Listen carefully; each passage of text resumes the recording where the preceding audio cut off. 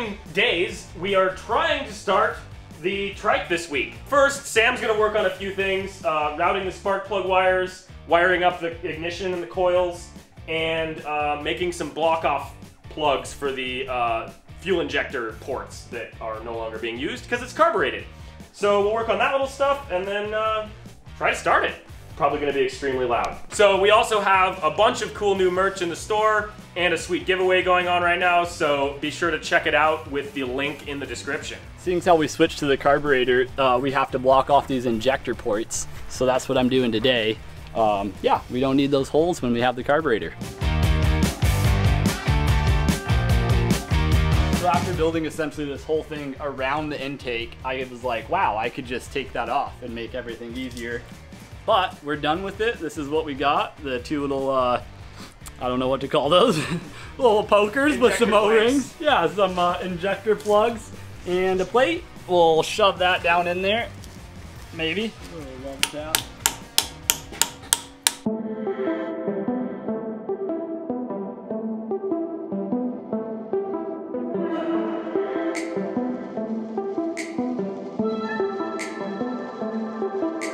Wiring up the coils with like all the right tools, which is pretty awesome. So we got, you know, those awesome heat sinks, we got loom, brand new wire.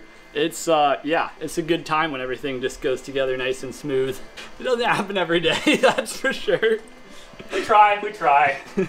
I think we got all that stuff in the mail after Ethan did most of the wiring for the two Oh, chairs. absolutely. Yeah, for sure. Yeah, I had like, I don't know, 3 things left to wire by the time we got all the good connectors.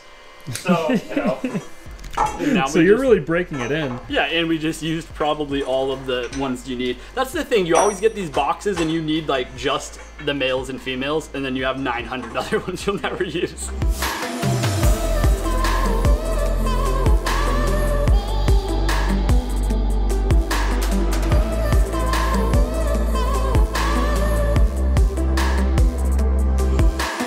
As we get closer to starting this thing, we needed a belt to run the alternator and the, well, most importantly, the water pump.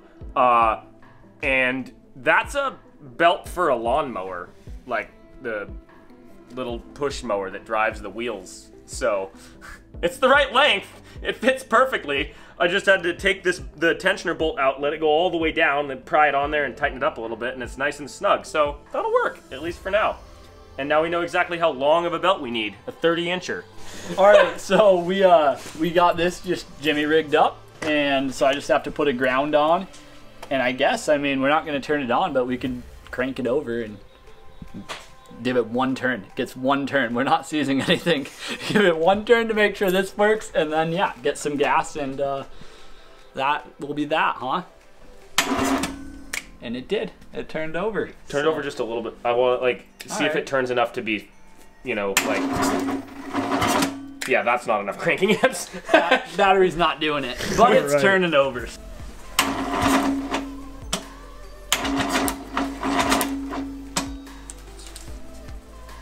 Well, the starter's smoking, so that's good. Whew, that is hot.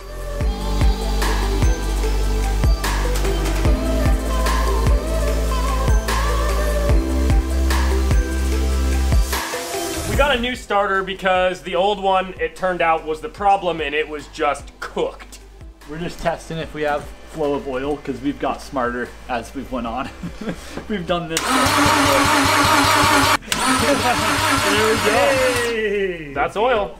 We got flow, so that's gonna mean we need more oil when we hook this up because there was probably nothing in here yet. There's a sizable reservoir in there.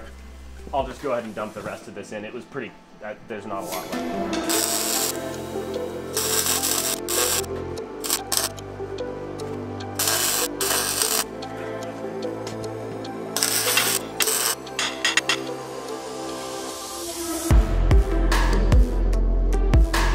Ready to start this thing, and I realized we can't really fill up the cooling system the way it is because the radiator cap is way back there and it's way low. So there's, aside from standing it on its nose, there's no way to get the coolant to fill it all. And that would be an annoying problem to have, you know, throughout its lifespan. So I'm just putting a little port up here, just a little fill and breather port, at the highest point. It's just actually it's a spare axle nut from the kernel and a random drain plug from I don't remember what. And so I'll just have to hole saw a hole in the frame here, weld that bung on there, and then we'll be able to fill it up.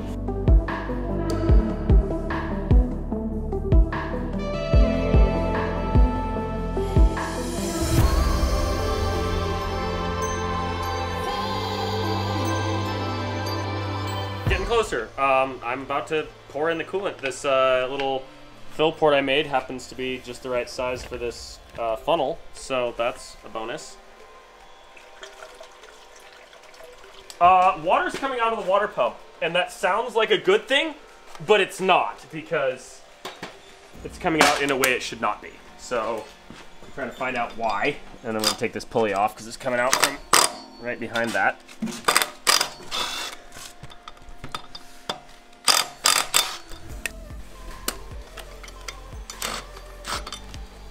The secrets could be just about anything with this old engine. Hopefully today's the day that we get this thing to make some crazy brat brat noises, or at least run in some capacity. So last time we were trying, the water pump was leaking, so we got a new water pump. Interestingly, the way this thing's set up, like there's a whole housing that's like a huge chunk that bolts onto the engine, and then you can replace just like the cover with the impeller, so that's kind of cool.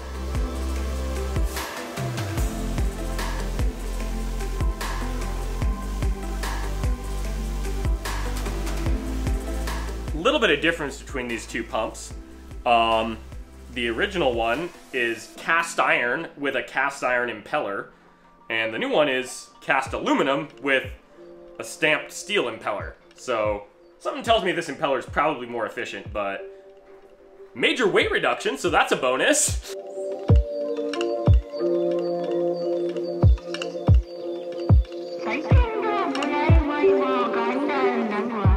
Water pump on, and everything else buttoned up, hopefully, so I'm filling it up with coolant here. So far I think I've put about 1.5 gallons of coolant in it. It's got some capacity, which is good because I think it's going to need it to keep cool.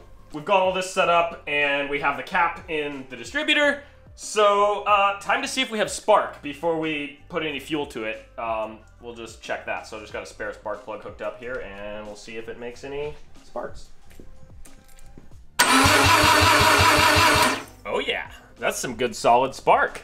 Nice.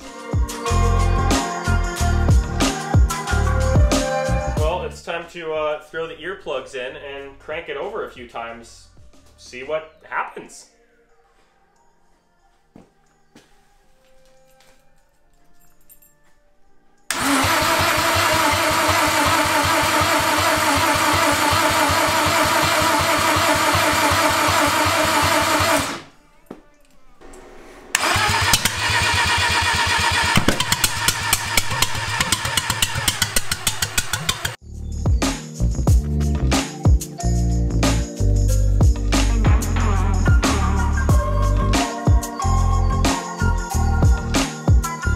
All I've gotten is just more sputtering and stuttering, and I noticed those small amounts of coolant coming out the exhaust, so I figured it was probably something in the intake here, because there are like, well, obviously I'm taking the intake off now, and there's coolant ports right next to intake ports, so I'm thinking maybe something's up with the gasket or something, so I'm going to check that first, because that's the, you know, most obvious, easiest solution. So as you can imagine, engines don't really like to run with lots of water in them, and those are the intake ports, and they're a little gross. So that might be part of our problem. Part of the problem is this gasket isn't quite right, so I'm going to assume that because there's all these water jacket ports that just get, you know, blocked off by this intake, I'm going to assume that one of them was just leaking through.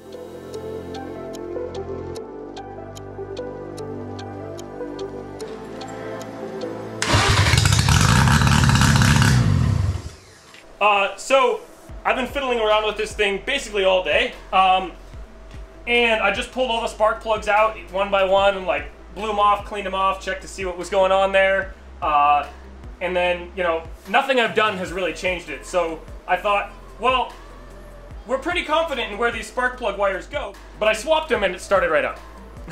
So there's T and L, and then there's 1 and 2 are on here.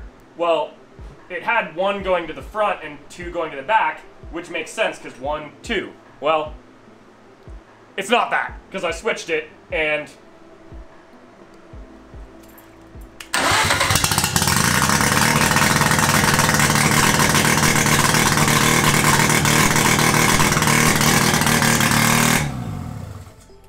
Oh yeah. the idles turned way up because that was the only thing I could do to get it to change anything.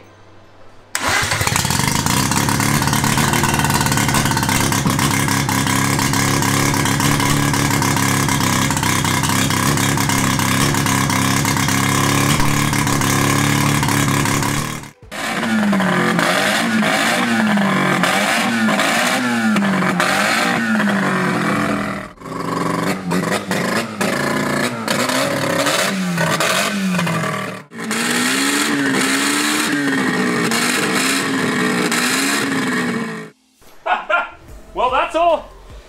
That's, sounds good. That was awesome. Yeah, that was awesome. It, I mean, obviously it's got a long way to go before driving, but it frickin' runs. Yeah. We still don't have the vacuum advance line hooked up because there's not a port to hook it up to yet, and, you know, tons of other things to make it actually run properly right, but hey, if we had the rest of it and we could get it to run like that consistently, it could be driven for sure. You. It sounds so cool. I've never really, I mean, I've heard a rotary like at a distance. I've been around them, but I've never really like been close to a running rotary. It's pretty freaking cool. That's awesome. It sounds so freaking cool. Even with a just, what is that, a 10-inch long header? Yeah, it runs. I mean, surprisingly well considering it's 0 tuning. That's just the way the carburetor came, and, you know, the fact that we started with this motor as a pile of parts in a few boxes. We'll try to get it driving next episode. We've got some clutch and brake pedals on the way. We've got a twist throttle on the way, and we'll hopefully figure out something a little better for the exhaust, because it probably would run better with a little bit more than 8 inches of exhaust on there. Huge thanks again to Atkins Rotary for sending us this sweet carb and intake, because it would have been many, many more weeks of complications and shenanigans to get it running without that setup. And if you want to check out that new merch and the giveaway, click the link below. So yeah, that's all for this week.